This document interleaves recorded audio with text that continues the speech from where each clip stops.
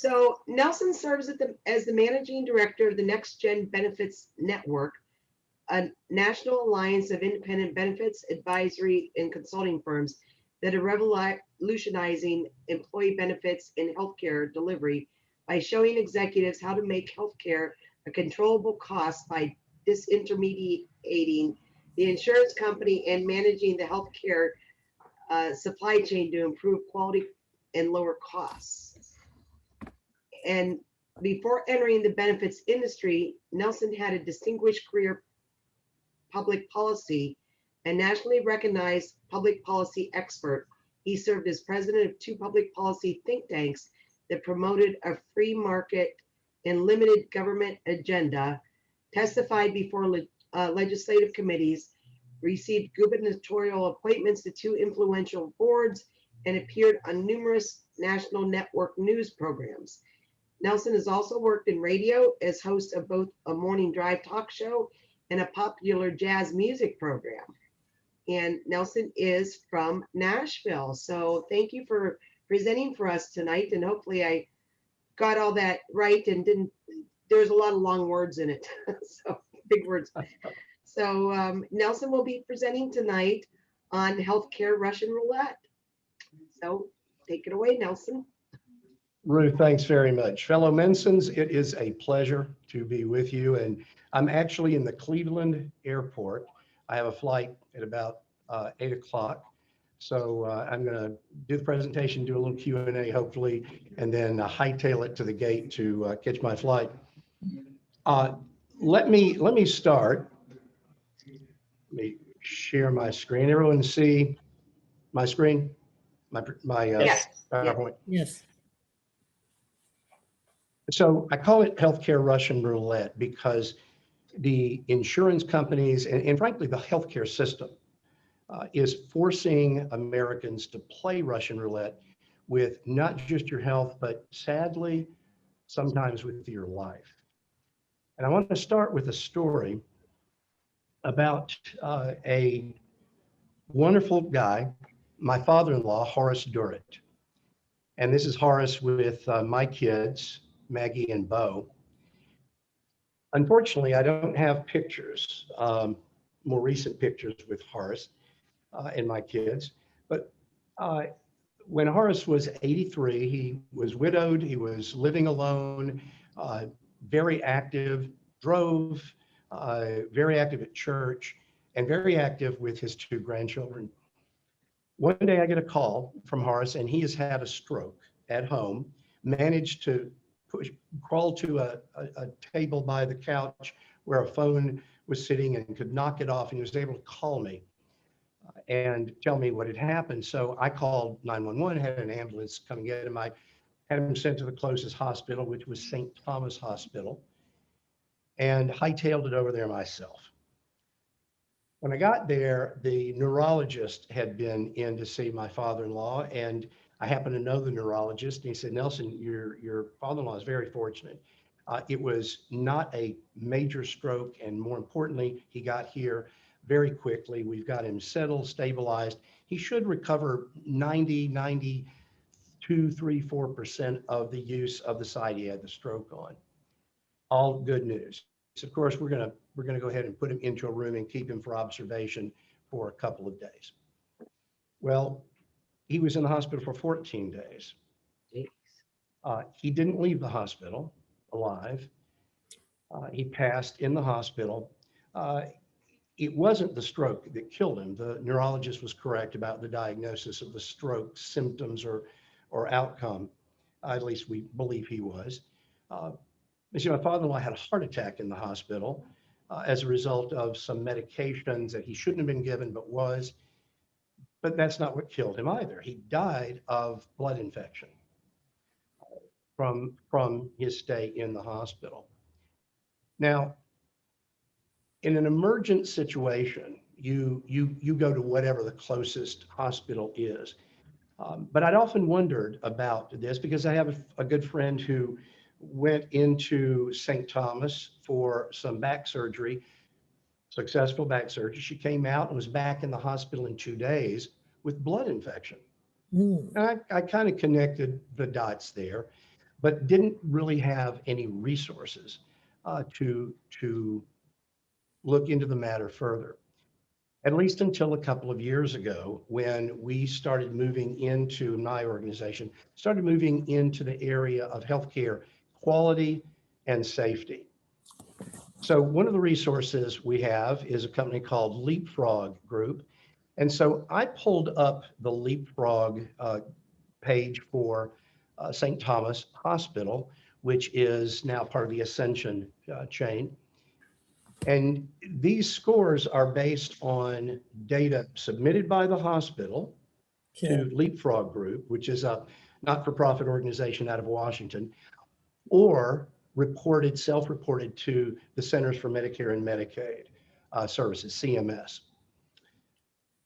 So a B is not a bad score. It's well above average. But if you look at the bottom of the screen, you'll see there are subcategories. And so I clicked on infections because that was where I had my interest. And they have some categories with scores there or with an indication of above or below average. Let me blow that up so you can see it better. MRSA infection, not so good. They call it differential infection. I think it's differential infection, but pretty good. But look at infection in the blood. Now, my father-in-law died when when my youngest was, I think, 3. He is now 26. So Horace has been gone a long time, and St. Thomas Hospital still has a problem with blood infections. And a lot of people die of blood infections. The problem is this sort of information is not readily available. People don't know to look for it. I happen to be in a business where this is a big part of what we do. But let me talk to you first about doctors, because it starts with the doctors. And sometimes you never make it into the hospital. It's treatment that doesn't require hospital stay or surgery. And so what do we know about doctors? Well, let me give you a story about a surgeon in West Palm Beach, Florida, by the name of Ramon Vasquez. Now, Dr. Vasquez has some pretty fine credentials. He graduated undergraduate from Harvard University. He got his medical degree from Einstein College of Medicine, a top 30 medical school in the United States. He's board certified in surgery, which is the highest qualification a physician can have, is to be board certified. And if you look at his social media scores, US News and World Reports gives him 5 out of 5 stars. Google, 4.3 out of 5. Vitals.com, 4.2 out of 5. These are pretty impressive scores. All in all, a fine physician. Well, a couple of years ago, he had a patient named Maureen Pacheco who retained him to do some surgery on her back, to open the back up for some spine surgeons. She needed a couple of vertebrae fused, and spine surgeons don't do the incision and prepare the back for surgery. That's up to a general surgeon. Dr. Vasquez was retained for that. And when he made his incision and prepared her for the surgery, he noticed something very disturbing. He noticed that she had a large tumor on her pelvis. He didn't check her film, he didn't check her records, but he did what a reasonable physician might do. He removed the tumor because it didn't look like it had spread, it looked like it was intact and localized. So he removed the tumor. The surgeons came in, the spine surgeons came in, they did their work, and Ms. Pacheco woke up in recovery hours later with 2 fused vertebrae and 1 kidney. Because Dr. Pacheco didn't check her film, didn't check her records. If he had, he would have learned that she had what's known as a pelvic kidney. A pelvic kidney is one that doesn't migrate to the right spot in the body, and it stays on the pelvis, but functions perfectly well. Now, Dr. Vasquez's Malpractice insurance certainly paid Ms. Pacheco for the inconvenience of losing a kidney. And if you think about it, it's a reasonable mistake. It was an honest mistake. He thought he was doing the right thing. He should have checked. And in hindsight, I'm sure he would agree. But it's an honest mistake. And all in all, a fine doctor who made a mistake. Well, I read this story, and you see it just happened a couple of years ago. I read this story and decided I would look up Dr. Vasquez's records. So again, excellent credentials, no reason to question his ability or the quality of his work. He made a mistake. But when I went to a resource called Quantros, this is what I found. For overall surgical care, he scored on data he reported to the Centers for Medicare and Medicaid Services. He scored a 25.5. That's almost in the poor range. Certainly nothing to generate a lot of enthusiasm, and probably not enough to make you want to retain Dr. Vasquez as your physician. And if you'll notice the subcategories below, he was poor in readmissions, in complications, and very poor in mortality. Well, that means some of his patients have died. So Dr. Vasquez probably shouldn't be operating on people. The problem is the system allows him to continue. So let me give you a couple of data points around physician quality. This is tautological, but this is actually the title of a peer-reviewed journal article in the BMJ Medical Journal. 50% of all surgeons produce below average surgical results. Of course they do. The title of the article was half of all doctors are below average, with shades of all of our children are above average. 29% of all surgeons are not board certified. That is the premier designation that confirms that you are deemed by the medical community to be an expert. Now, remember, Dr. Vasquez was board certified. It's not a guarantee that they are quality, it just means they know what they're doing. Doesn't mean they do it well. 35% of outpatient or ambulatory surgery centers do not require surgeons to be board certified. And I'm coming to learn that board certification is like a minimum requirement because there's now data. We have data available not to the public, but to specialists in healthcare who can use that data to help guide patients. The last data point is just 2% of doctors are responsible for, 35% of malpractice suits in the United States. Now, I don't know about you, but I'd like to know who they are because I want to stay clear, and I want my friends and family and loved ones to stay clear. So just some data points here that give you a sense that while we have some incredibly good doctors in the United States, we also have some bad ones. And of course we do.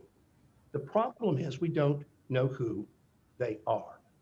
So we talked about Dr. Vasquez, who's in Palm Beach, but I thought it might be interesting to look at some physicians in Charlotte.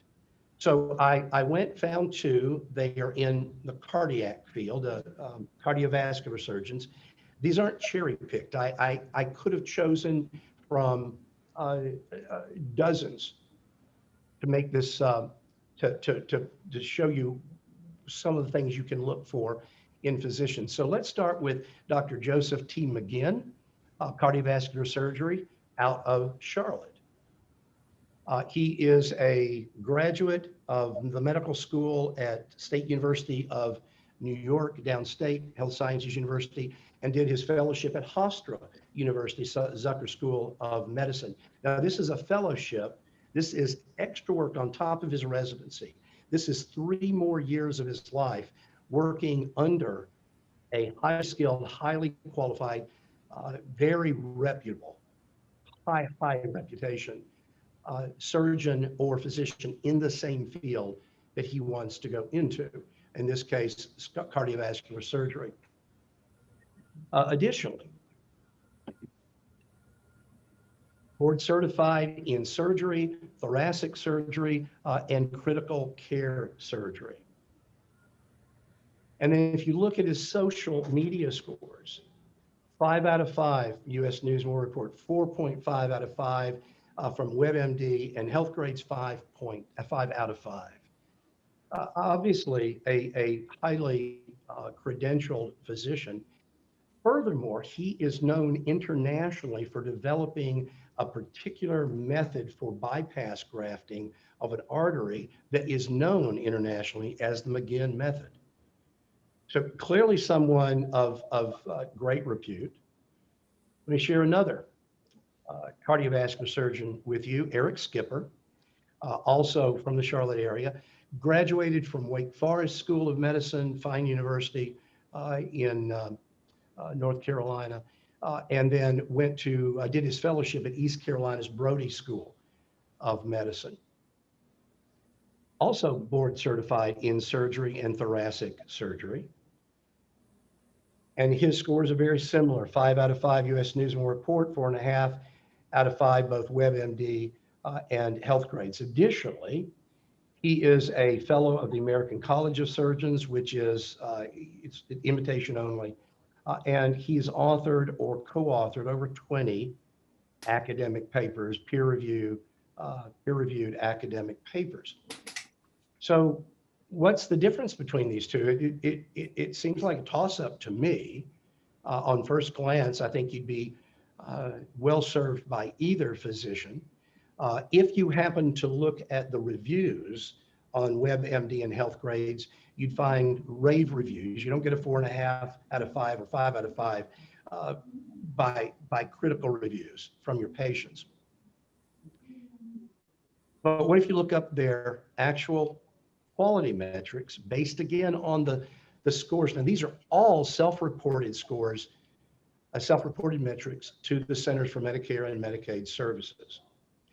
And in fact, it is a felony to report anything other than the actual numbers. So Eric Skipper, as we expected, highly rated, 98.3. He scores high all the way across from patient safety, mortality, complications, readmissions. This is a surgeon you can trust to do a really good job, because any bad performances, any bad outcomes show up in these scores. So how about Dr. McGinn? Jeez. Oh, not so great. Dr. McGinn's a 21.4, which puts him in the poor category. And if you look at mortality, not so good. It means he loses patients. Now, he could be taking very hard cases, very difficult cases. That's fair enough. But look at patient safety. That's not a indication of or a result of hard cases, difficult cases. Complications, generally not. Complications occur because you complicate the situation as the physician. So clearly two very different sets of outcomes for these two doctors. What's interesting to me is Dr. McGinn. Don't forget, he's internationally known for the McGinn method, which, by the way, doesn't mean the McGinn method is bad. It's probably very good. It's just that when he puts a scalpel in his hand and goes into the OR, he's not a very good surgeon, which didn't seem to bother Baptist Health in South Florida, because they named him chief of cardiac surgery for the Miami Cardiac and Vascular Institute. And this was very recent. He's actually no longer, here's the good news, folks, he's no longer in your area. You'd have to go to Miami to have him complicate your heart condition. What's fascinating to me is this data is available to Baptist Health. Maybe they're not going to have him do surgery, which would be a gift to anyone with heart conditions in South Florida. But you see how easy it is for the system to ignore what should be a red flag. By the way, this gives me an opportunity to speak to these physician finder services and the rating uh, programs online. So these are just some. We've seen health grade scores, vital scores, WebMD, US News and World Report. These some others, Google, doctor.com, ZocDoc. Here's the problem with these. These are written by the patients, and they're almost always based on bedside manner, not outcomes. So here just a couple I put. These are just the most recent. I didn't go searching. I just grabbed the ones at the top of the page. Hip pain for several months. Dr. Mason gave me a complete rundown, very professional, informative. Does it mean he's a good surgeon? Well, hell no. Doesn't mean anything, except he's very informative and helpful and professional. The next one, Dr. Mason was thorough, helpful, listened well, and I felt comfortable speaking and seeing him. I don't care if he's an ass, as long as he's a good surgeon. I'll go back here. I'd recommend Dr. Mason to everyone. He's kind, very kind, listens to you and explained the plan for my personal health problem. We have no idea if she made it through surgery at this point. And then finally, very devoted to his patient and their family, came in on his day off just to check on us. That's fantastic. But is he a good surgeon? So none of this is actionable data. And yet, frankly, it's all most people, most patients have to go on. So do you remember Dr. Vasquez? Oh, yeah. He of the 25.5 overall surgical care rating and the extremely low, extremely bad mortality rating. So Dr. Vasquez, I wanted to check on something. And my question is, if this data is available and it's readily available, it's not available to the public. It's a subscription service and it's used by medical management companies, insurance companies, some large employers buy it, but generally not. It's usually it's usually used by the hospitals themselves and the insurance companies.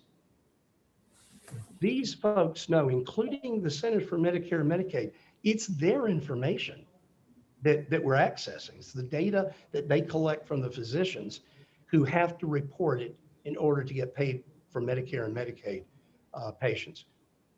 If these insurance companies have this information, why don't they give it to you? And they don't. They don't give it to you in any instance because they can't. The doctors who are in their networks, the preferred provider organizations, they're on a contract with those doctors and hospitals. And the contract expressly prohibits the insurance companies from preferring one physician over another or one healthcare facility, hospital, surgery center, et cetera, over another. They can't, by contract, release this information. Now, what's keeping the Centers for Medicare and Medicaid Services from releasing it? Damn good question. But they don't.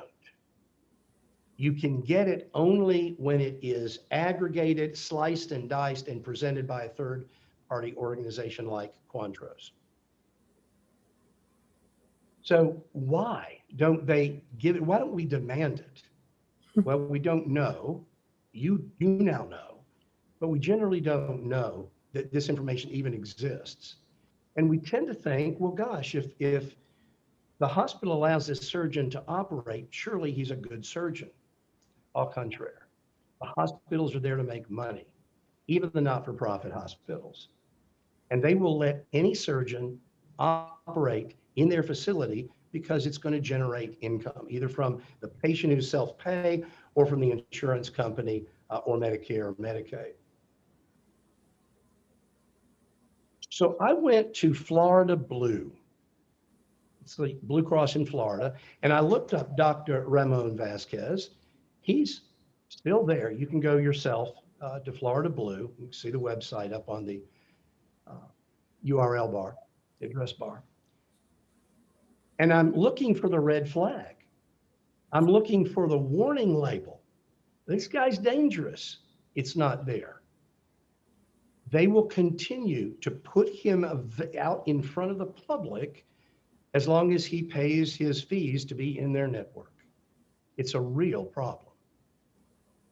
This is why I say you're playing Russian roulette with your health and your life, because think of that directory as the cylinder of a gun. Put a bullet in and you spin it. Maybe a great doctor comes up and you choose him or her. Maybe a butcher comes up and you choose him or her. Bang. May not kill you. And it may be okay. Maybe the butcher doesn't butcher this time, but the risk is absolutely there. And the data is cumulative. And so when you have bad scores, they're an indication of something problematic. So let me talk to you about hospitals, and I don't want to go too deep into hospitals. We have the same type of data for hospitals, and the hospitals can be extremely unsafe from things like MRSA, from things like, they have a category in Leapfrog Group for leaving things in the patient during surgery. We've all heard about that. They leave a sponge, they'll leave forceps, and then they have to go back and find it, go recut the patient. So here's one data point from the Leapfrog Group. They do hospital safety grades. They also do studies of hospital behaviors and um, uh, adherence to key benchmark data. And I'll share that with you in just a second, some of that in just a second. But this should give anyone pause. 42% of acute care hospitals are rated C or below. Not 42 rated C, 42% are rated C or below. C is average. D's and F's are really, really bad. And it's for errors that shouldn't have happened, injuries, accidents, infections like the one that killed my father-in-law. Which hospitals are they? Well, I'll show you when we finish how to find out at least this much information about hospitals. So a couple of other points that I think you might find interesting. This actually terrifies me. I think this is one of the most frightening data points I've come across. 87.8% of hospitals allow open heart surgery to be performed in their hospital without sufficient practice. They don't do enough open heart surgeries to be able to guarantee safety, never mind high quality outcomes. The Leapfrog Group has minimum numbers of surgeries that hospitals should do annually in order to be able to guarantee safety and high quality outcomes. That means that just 12.2% of hospitals are safe and high quality when it comes to open heart surgery. Which ones are they? Well, because of Leapfrog Group, you can find some information out on this if the hospital actually reports. And it depends on what the hospital is willing to report. Imagine going into a hospital that does 6 open heart surgeries a year when the minimum number, I believe, is 20. Minimum number is 20. They also have minimum numbers for the physicians as well. Here's another data point.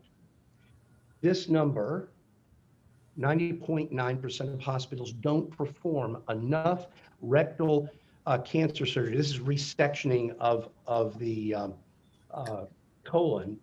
They don't do enough of them to be able to guarantee safety and high quality outcomes. 90.9, that means less than 10% of the hospitals in this country can do this with any guarantee of safety and high quality outcomes.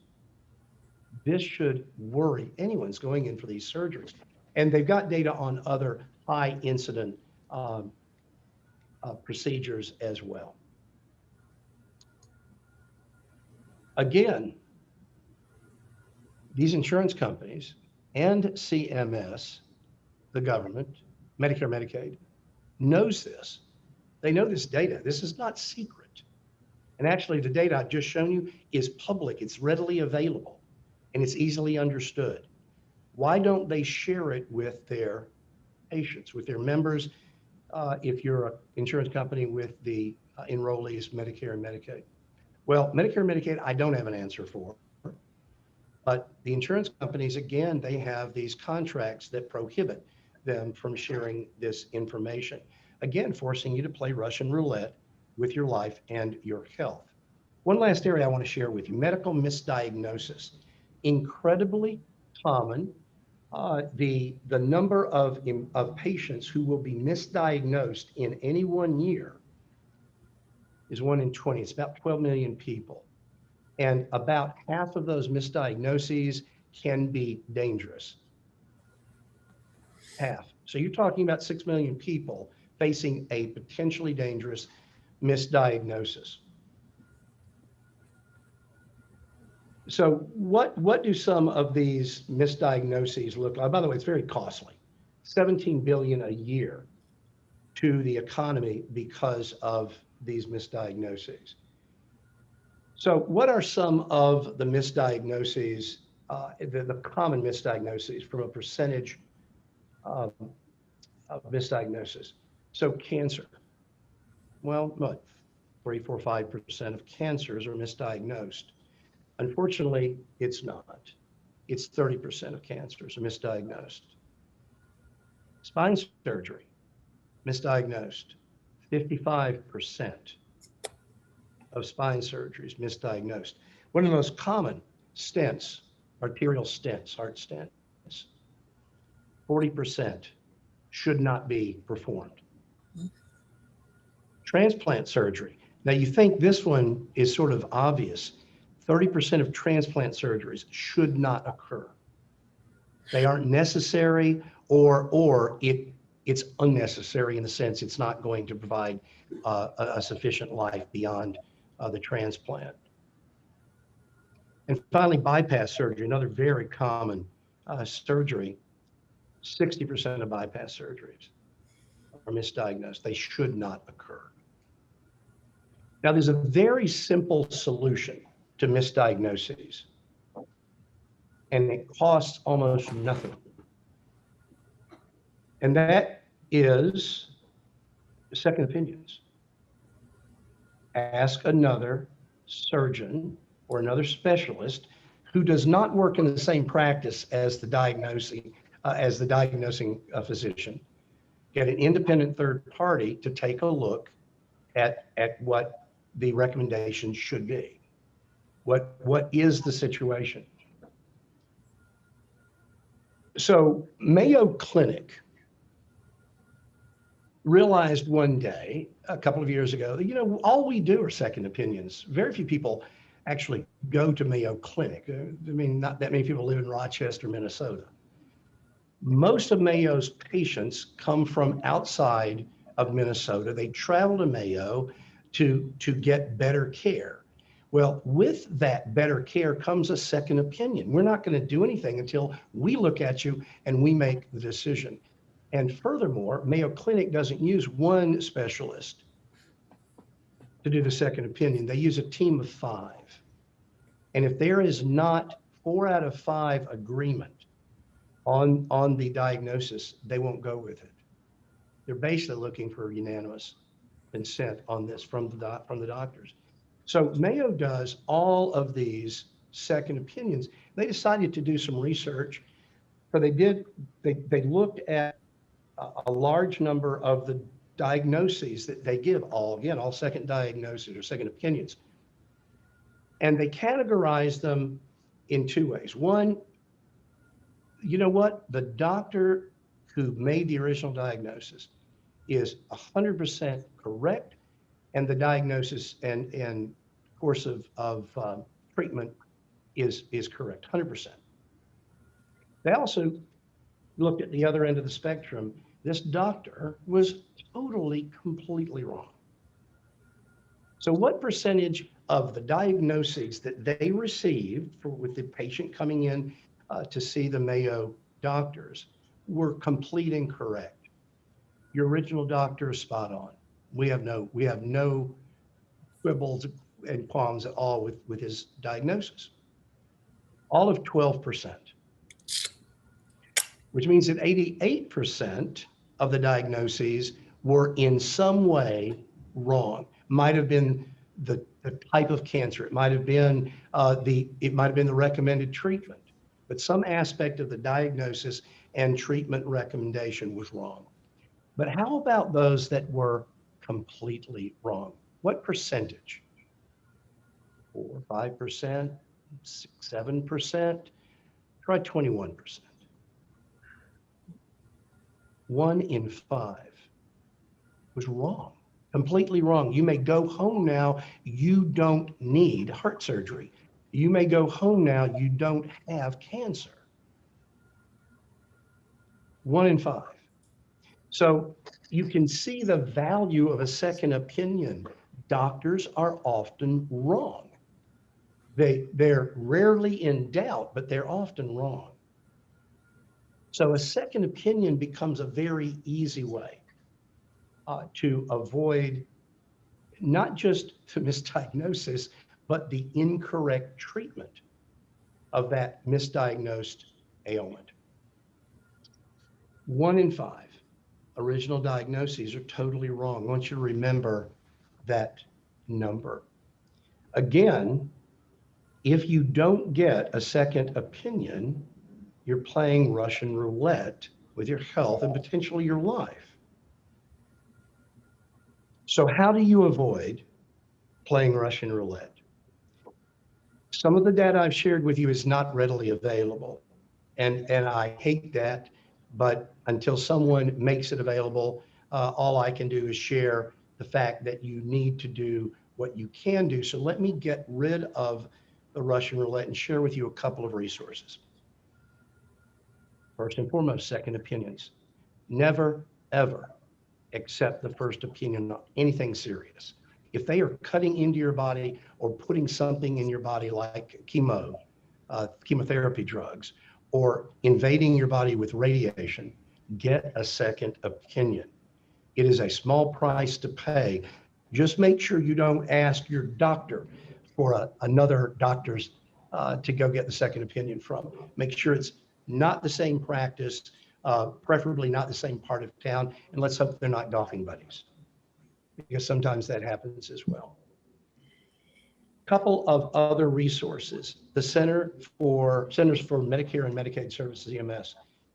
You've got the website right there. You can look up the hospitals and they give you star ratings. Now, I didn't go into the star ratings, but these are based on the self-reported data that the hospitals have to report in order to get paid by Medicare and Medicaid. And the CMS star ratings give you at least some idea of the quality of the hospital. And sometimes you might be surprised at the low score at a hospital you thought was a fine hospital. What that hospital probably is a hospital that has a really good and large marketing budget. So don't be seduced by hospitals' marketing efforts. They can be deceptive. And then finally, the Leapfrog Group. This not-for-profit does great work, and I really encourage you to go and take a look. They have two areas, two types of reports. One are the grades, the safety grades, which is what I shared with you first, and then the about St. Thomas Hospital in Nashville, my father-in-law's last known address before the cemetery. And they also get use CMS data and self-reported data from the hospitals that report to give you numbers about, are they in compliance with the minimum benchmark numbers of surgeries that need to be performed in order to assure you safe and high quality care. So these are some resources you can use. I wish there were more. They're not, and one reason they're not is patients don't know to ask for them. Patients don't know to say, I'd be happy to pay good money to have this information. And because nobody's asking, nobody produces it readily available for consumers. So those are a couple of things you can do. The other is just ask lots of questions of the doctors and of the hospitals. It is okay to ask. Those of us who are older grew up at a time when you didn't question doctors. I have learned the hard way. You question doctors. So that is Russian roulette, healthcare style. Hopefully you've learned a couple of things you need to know about the caution around healthcare and a couple of resources you can use to get better and safer care. So Nelson, I know that you said, first of all, thank you for your presentation. I know you said you're at the Cleveland airport and you're going to need to go for a flight. How much time do you have left for questions? Let me take two questions. I had 3, but. Yeah, I have like 6. Well, choose carefully. Well, or can we get our questions and we can email them to you? That would be great. Why don't we do that? That way I don't have to do my O.J. Simpson impression, not the one with the knife, the one where he's leaping over the chairs at the airport to get his rental car. Some In my of case, us I gotta remember get in that, line. but I think there's others that are a little young that don't remember that. But Oh, I know I'm dating myself. yeah, I remember that. Yeah, that would be fantastic. So if you all will just send Ruth or put them in the chat box and Ruth can pull them out or email them to Ruth. Yeah. I'd be happy to answer those. And I'll just send them back to you, Ruth, and you can distribute them to the group. Okay, that'll be great. And Thank you for your time. Yeah, excellent. Yeah, that was interesting. My pleasure. My general question you on very this, much. which I'll put in the email, was about the rating criteria that I think could be misleading, like you mentioned with the mortality. He had 9% mortality or something like that, but he could be doing all high risk surgeries.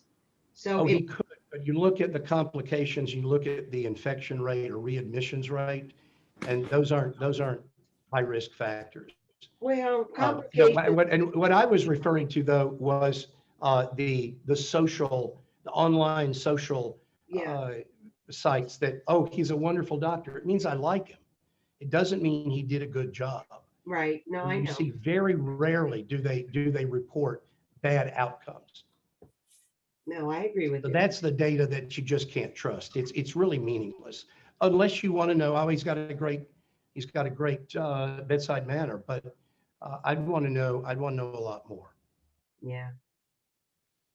All right, Agreed. ladies and gentlemen, thanks very much. Have a fantastic weekend and a very happy Memorial Day.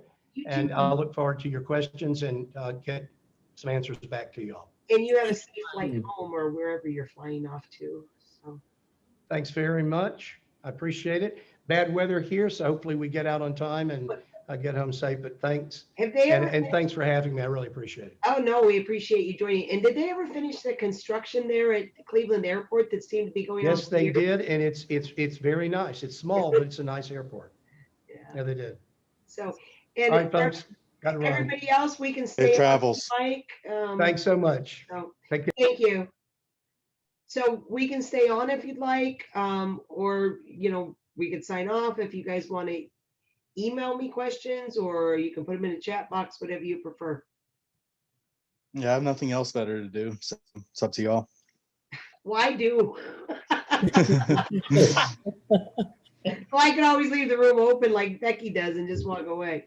But I have a comment that unfortunately is not a hopeful one.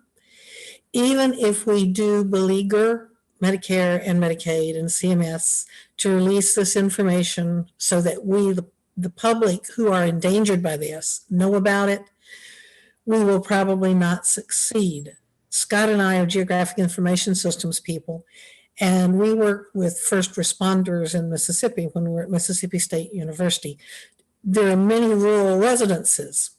The Census Bureau has the XY, which is to say the latitude, longitude, and coordinates of every house, but they'll not release anything further than the spot on the road where you turn off to go to that house.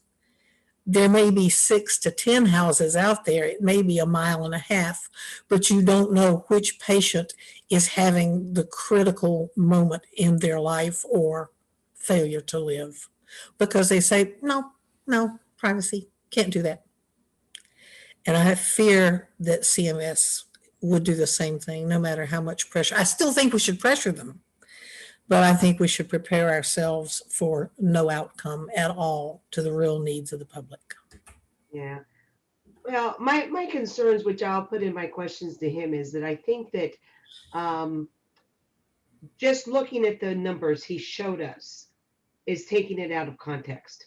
So, for example, hospitals doing surgeries too infrequently, and they shouldn't be doing those surgeries because they didn't do 20 a year. And I get that, and that does happen. However, that they didn't take into account that not all of these are metropolitan hospitals, okay? And so you're looking at hospitals in the middle of Wyoming, in Alaska, that the major medical center might be 8 hours away or a plane ride away, and people can't go. So what are they supposed to do? Not do your bypass surgery because they've only done 10 this year, and and you'll die on the plane to the next city. So I think, and so that kind of scares me. If they do release this information to the public, it's going to be misinterpreted, because I think it's being misinterpreted now because you don't have the context of this.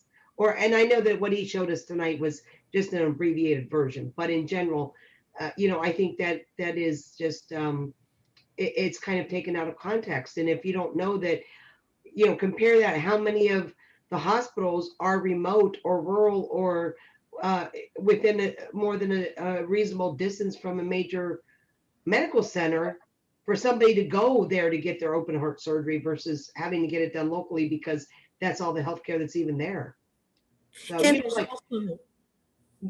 like even in Alaska, I don't know if you saw with people with the COVID vaccines, they were having to put the people on airplanes, and take them somewhere just to get a vaccine.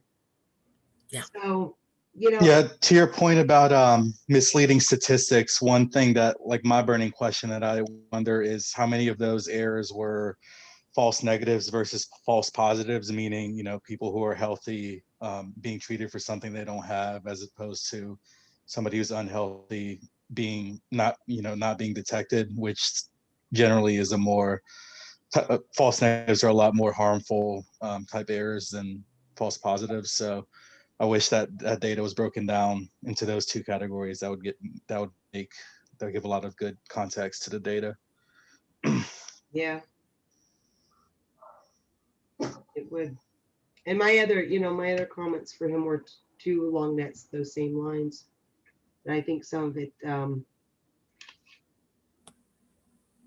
what did they use as criteria for misdiagnosis?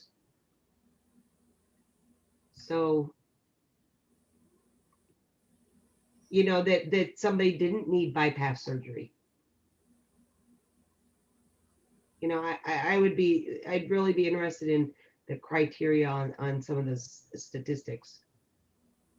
Yeah, back to the privacy thing. I'm of the opinion that, I kind of, at least in medical records, I kind of value privacy. Like, I always think it's weird that whenever I go to the doctor, I can vividly hear the conversation in the next room over. But you're not supposed to. I mean, they talk extremely loud. So. I know.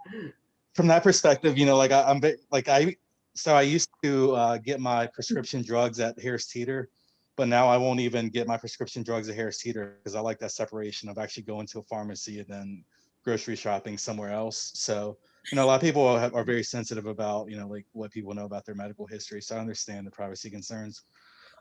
Well, I actually got reprimanded because I was in an elevator and we were talking about a circumstance with a patient and not, nothing specific. So there was no way to identify it. And I think it was a funny situation we were talking about, but because we were talking about an anonymous patient, in a public area, we got reprimanded. So that was quite a few years ago. So it's like you can't even talk, have a professional conversation about a patient in an area that's considered public. So even if the patient can't be identified. True, but that's not quite exactly what I was talking about, Davey.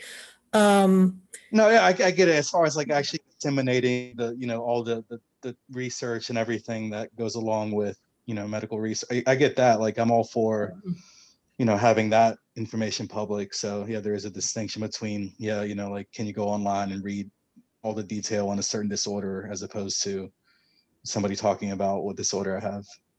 yeah, and which can be, as you know, very, very misleading. Mm-hmm.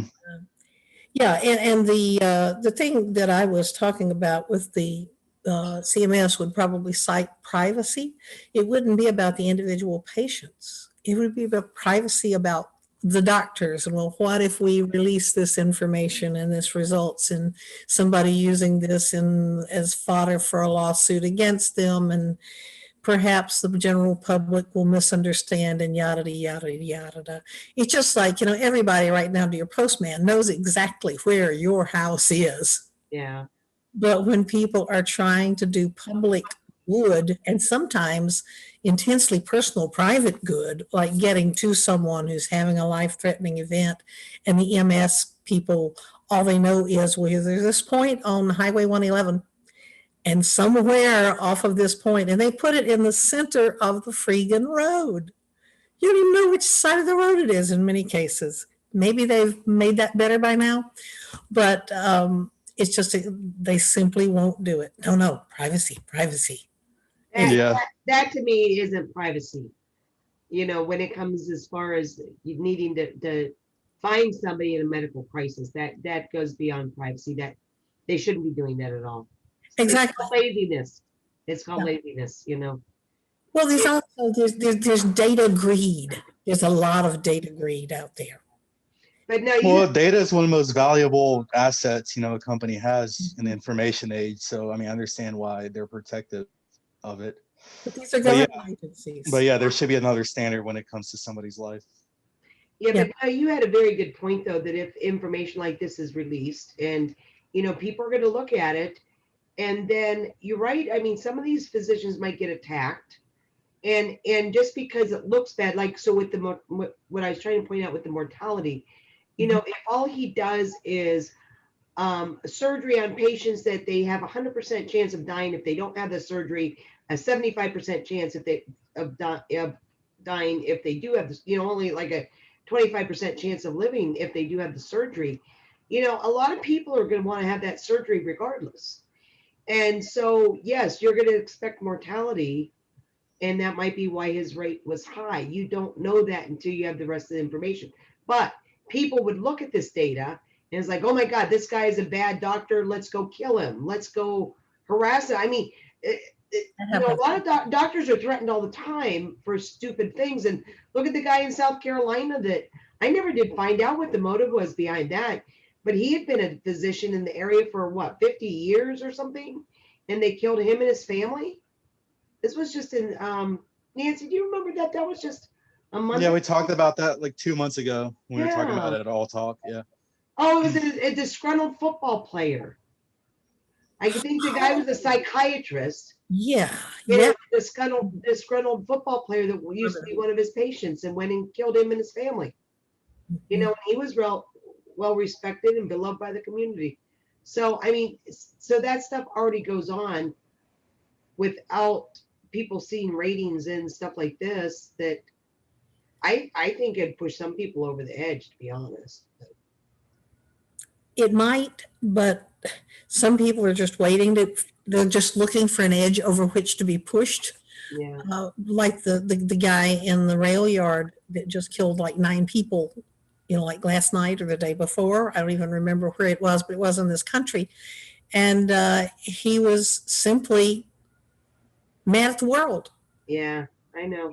And there's so many people who are like that. And I think the protection of the mass of good people is more valuable than the worry about the one crazy who may just find a different ledge to jump off of, if that makes any sense Yeah, whatsoever. no, it does. No, yeah, those kind of people are extreme outliers, and it's human tendency to, blow those, to think that possibility is a lot higher than it actually is. Yes. But yeah, the people who are actually going to commit those acts are extremely rare. Yeah. And they're going to blow up. They're going to blow up somewhere at somebody. The way they are, I think. Now, of course, being a Menson, I'm aware I could be wrong, but You admit that because 90% of the Mensons don't admit they could be wrong. So I'm going to go check my test results. I could be wrong about that too. I had to look at mine like 10 times, so understand that. I wonder if there's some kind of like process to normalize the allocation of which surgeons get which cases. Like Mr. Nelson mentioned, maybe, one surgeon just has the bad luck of the draw and is just getting like the most complex procedure that you can get, and he just gets those day in and day out, and that's skewing the data.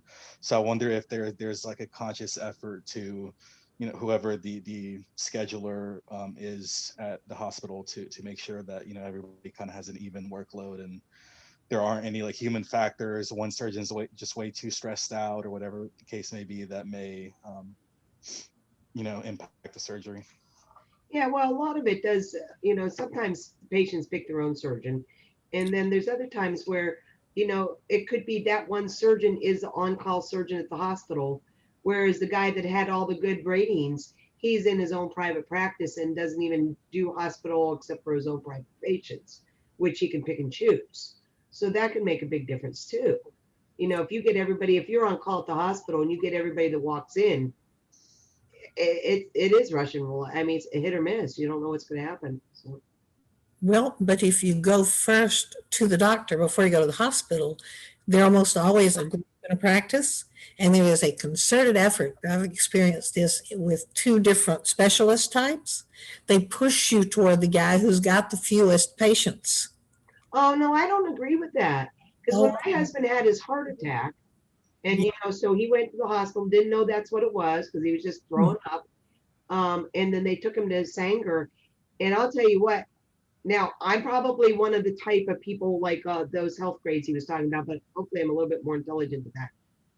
The cardiac surgeon he got, he needed quadruple bypass. He had 95% blockage in 4 arteries. And the surgeon he got, to me, was excellent. And that is from my professional opinion, since I work with doctors every day.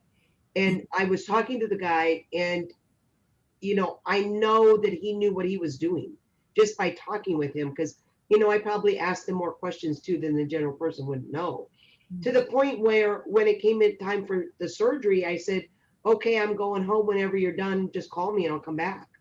I mean, there was no reason for me to be there anyway, because if my husband died on the table, there's nothing I could do. But I was really floored. I was impressed how good that surgeon was. Sure. But again, you're talking about you get to the hospital and someone is assigned. Yeah. I'm talking about when your primary care physician says you really need to see a cardiologist.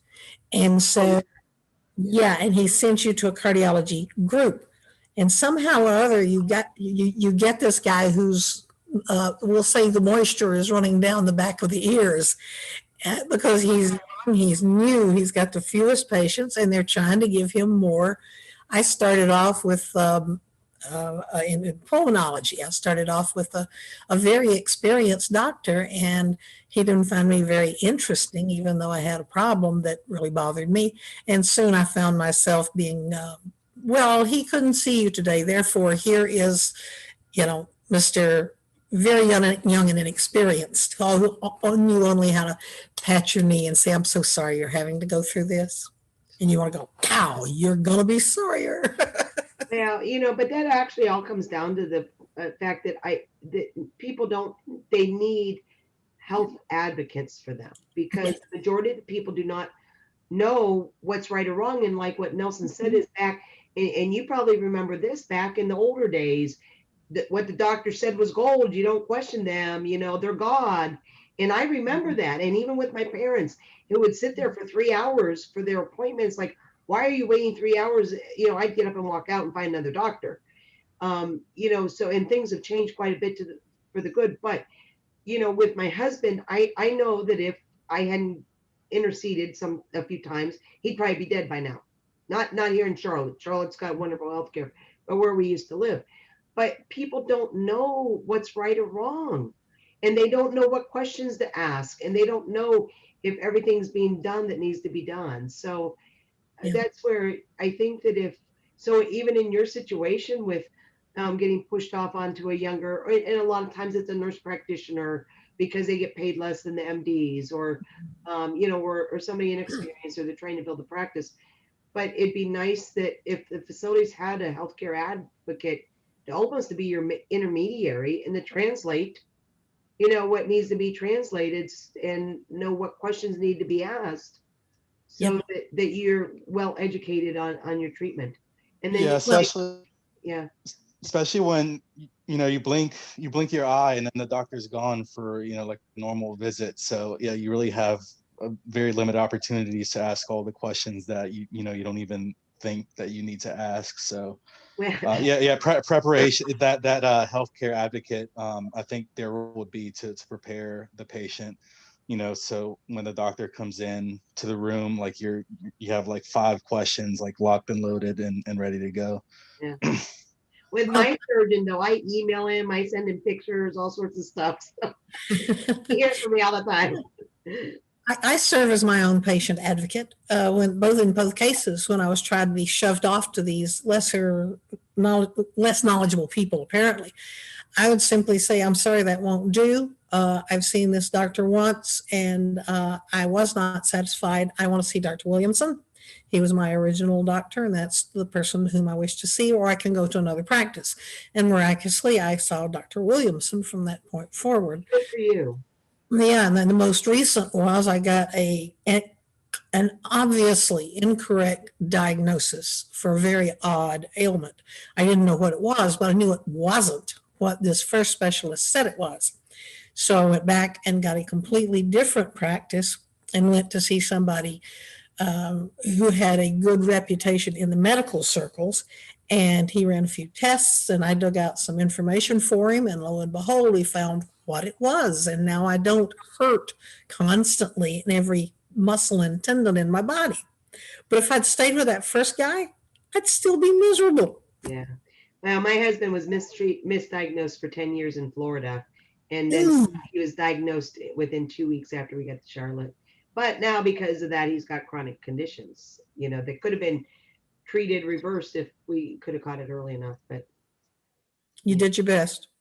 Yeah, I kind of feel I probably could have done better, but I was working, traveling, I wasn't home a lot, and so. We always feel that But way. he's still alive, so that's a big thing, because honestly, the way things were going at the time, he should have been dead 3 times. So yeah, it was bad. But anyway.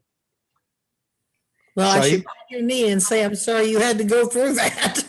No, because believe me, I see what other people go through. It's way worse than some of the things I had to. I mean, some of them were not pleasant, where we were screaming, "Get me the hell out of this hospital," because it was so bad. But I've seen other instances where, other people have it way worse. So Yeah, it's a good perspective to have. Well, I guess doing what I do, I see, I can't even ever feel sorry for myself, because there's always people way worse off. And some of the things I see, it's like, oh my gosh, this patient, how are they even surviving or coping with their disease or what they have to go through? So it's a good point. Yeah. There's